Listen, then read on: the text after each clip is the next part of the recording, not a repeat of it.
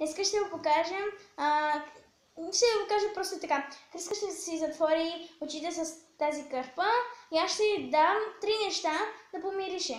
И трябва да ги позная. Да, трябва да ги позная. И да започваме. Да, затвори се очите. Да внеса нещата. Моля се, затвори се ти.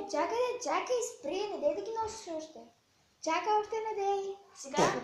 Чакай. Ами, носи ги. Чакай, трябва да си пуша.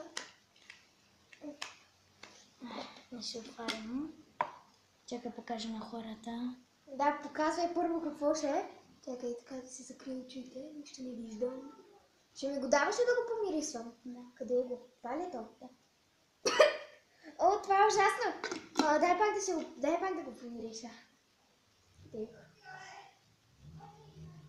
Това е кафе. Браво! Не мирише на кафе. Чакай да донесе и другото. Колко още има? Още 2. Значи са 3. Вземи го, много е маничко.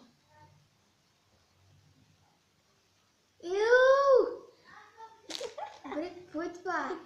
Ти първо показа ли го на хората? Не! И покажи го! Ужас, това какво е? Дай ми го. Да не да някакво глупост. Да не си го взела от буклука, ма.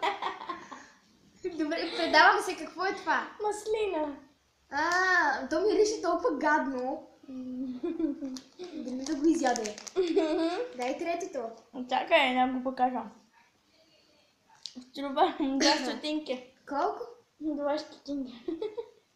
Добре. Значи проститутка. Тук. Тук има дупка, Да, бе, помирисам го. Това е черен пипер. No. Чай. Нещо такова. Може да си го отвориш очите. Виж. Това е босилек. Босилек. Ами босилек.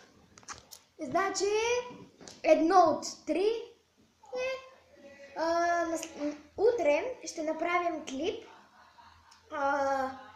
Този път Маргаритка ще бъде с затворени очи.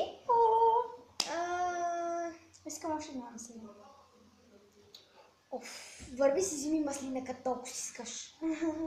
Ако забелязахте, ние сме на друго място.